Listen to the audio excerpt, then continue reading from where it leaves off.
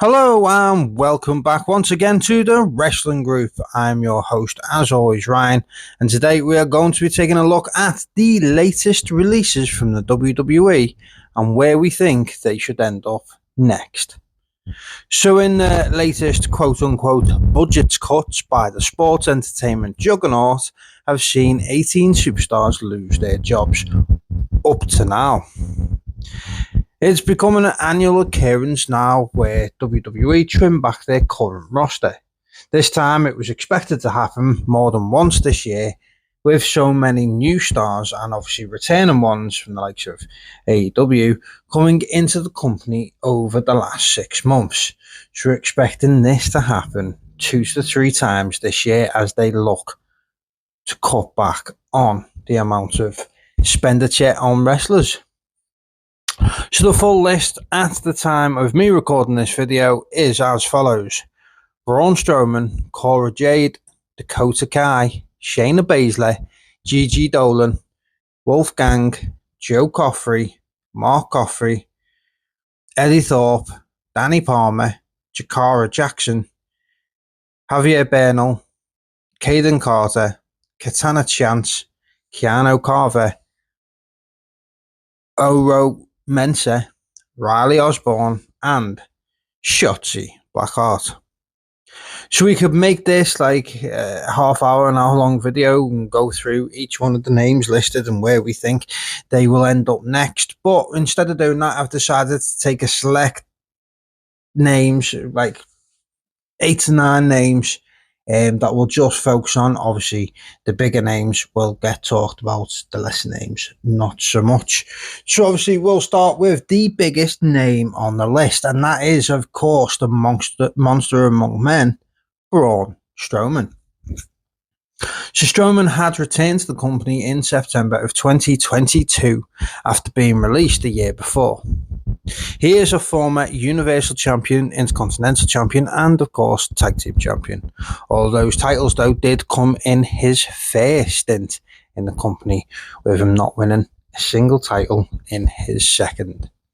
Braun though was recently just seen on TV in an ongoing feud with Jacob Fatu leading up into WrestleMania to get Fatu ready for his US title reign. And according to the reports online leading up to Mania, Strowman was in fact unhappy with being missed off the Mania card. And to be honest, I feel like that is actually quite fair, considering, how he was on TV a lot weekly. And over the 2 nights, you couldn't find a space for Strowman. I mean, he's one of the easiest people to book for. He's just a really big, angry dude. But there's 2 nights of wrestling, and you're not going to use him. So obviously the writing was on the wall then, really, wasn't it? So when the news broke, I made a quick video for TikTok, as I usually do, and Braun was one of the 2 people who were, fans were most shocked and upset about being let go by the WWE. So what could be next for Braun Strowman? And to be honest, I feel like at this stage of his career, he's actually in a position where he could literally go anywhere and do remarkably well. If AEW wanted to bring him in, they could easily slot him into one of the current factions. If they wanted him as a face, he could be a solid addition to the Ops with the likes of Samoa Joe, Shibata, and Powerhouse Hobbs. And if they wanted him to be a heel, he could fit in well with like the Don Callis family. Strowman and Lance Archer would be a ridiculous tag team and would finally give Bobby Lashley and Shelton Benjamin legit challenges. To be honest though, I do think Braun Strowman should in fact head to TNA. The main event scene has been lacking for the last year or so in the company. Joe Hendry, obviously was a fun addition going into the main event scene with his dancey song, but let's be honest, he's been a pretty boring champion. And obviously Dolph Ziggler, or Nick Nemeth as he's now known in TNA, well, it started well and then got really boring, and we sort of got fed up towards the end. JBL just kept turning up and saving him in the end and never really give us a conclusion to that storyline, did they? So it was all sort of a bit pointless. So I feel like the TNA main event scene is all over the place at the moment, and obviously with NXT stars repeatedly coming in, that's not helping. Yes, it may put eyes on the product or whatever that, WWE are trying to do or TNA are trying to do, but, there's no actual direction now in the main event scene. So bring in Braun Strowman and squash Joe Hendry pretty quick, and then build towards Moose versus Strowman going forward. Get the X Division Championship away from Moose and have Braun Strowman as the world champion going against Moose, the contender. That is, that makes sense. But obviously, there's reports that Braun Strowman's on a hefty salary while in WWE, so obviously it would depend whether TNA would be able to spend that kind of money. Although beforehand, I would like to see him stop by MLW, even for just a single match against Alexander Hammerstone. I feel like that would be an absolute phenomenal match. I think it would be brilliant. It'd be brutal. They'd just go at each other and shove and kick and punch. It'd be brilliant. Up next is Shayna Baszler. For me, this one excites me the most. Shayna is one I've been waiting for WWE to release over the last few years. Shayna is one of the biggest fumbles, if not the biggest fumbles, in NXT to WWE history. Shayna was a legit badass. She had a great run in NXT and was two-time NXT Women's Champion. Upon debuting on the main roster, Shayna had the most dominating performance in Elimination Chamber history as she tapped out every opponent as she punched her ticket to WrestleMania. At WrestleMania, though, WWE decided to stick with Becky Lynch as the champion, even though they knew she was pregnant at the time, and on the next night on Raw, she ended up just handing her championship to Asuka, who was the current Money in the Bank holder. I mean, that's one of the worst bookings in history of WWE, and that is hard to say, but it was absolutely terrible. I could probably, to be honest, probably will do at some point, a video on just how bad the Shayna Baszler fumble from NXT to main event truly was, but I feel like I need to sidestep that one for now, as this video is going to end up being hours long. Since WWE pulled the rug out from under Shayna, she has been in random tag teams holding the championship 3 times. Obviously, the best of the 3 was probably her short run with best friend Ronda Rousey. Since the end of last year, Shayna has been appearing in GCW's Bloodsport shows in impressive form. She's been knocking out opponents with kicks, and she's looked really, really good. Shayna is someone I hope Tony Khan actually goes and makes a move for.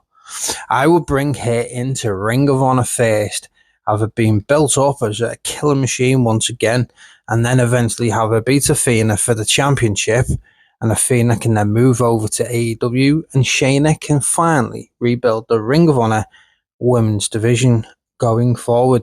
There still needs to be that division really built within Ring of Honor. In fact, the whole Ring of Honor brand really needs building properly. Athena's been brilliant as the champion. She's defeated so many from Ring of Honor and AEW, holding the championship. But they've teased her on AEW over the last few months. It's about time we got Athena onto AEW properly.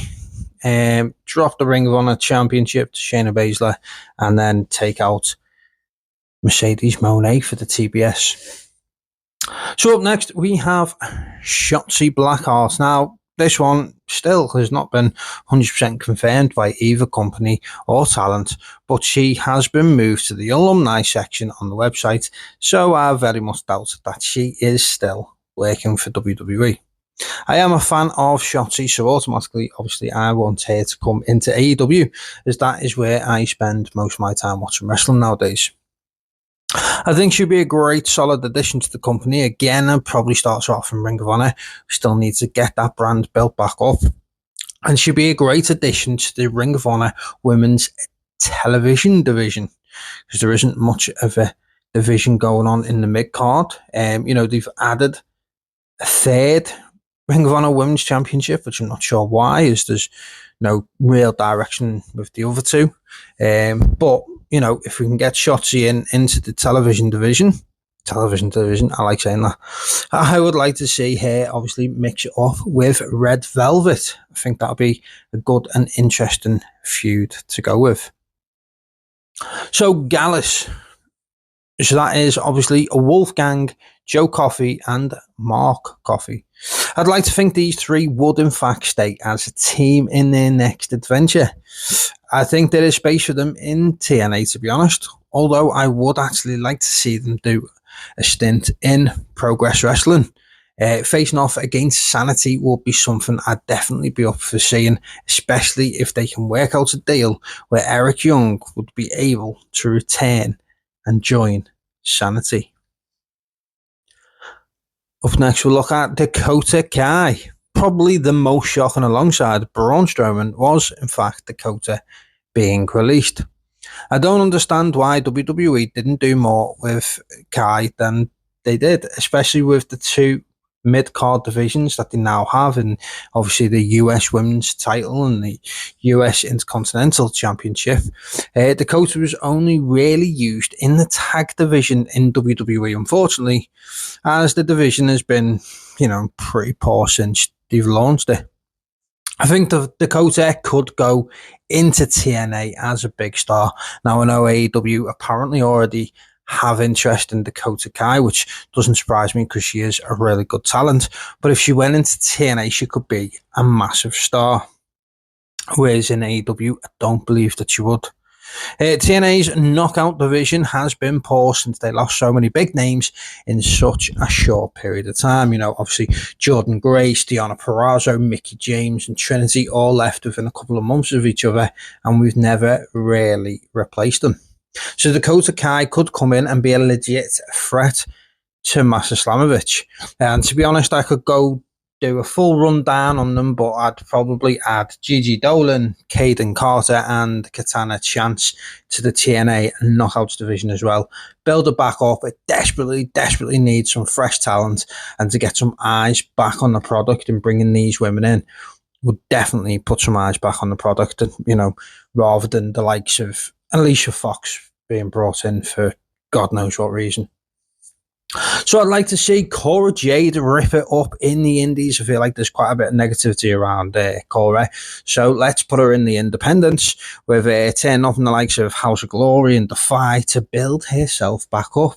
The Defy Women's Champion is, in fact, Marina Shafir, so that'll be a good and interesting match if they could get that one going. Or you've got the Progress Women's Champion, which is Riho. So there's some good matches. Obviously, Mercedes Moné's recently turned up in House of Glory 2. Or we've got Natalya from WWE challenging for the NWA Women's Championship soon. So if she wins that, we could see Natalya versus Cora Jade for the NWA Women's Championship. So there you have it. That is my thoughts on where the top names that have been released by WWE should end up next. So do you agree or disagree? And if there's any that I've missed out that you want to know, let me know in the comment section below. And as always, don't forget to like, comment, and of course subscribe to the Wrestling Group today.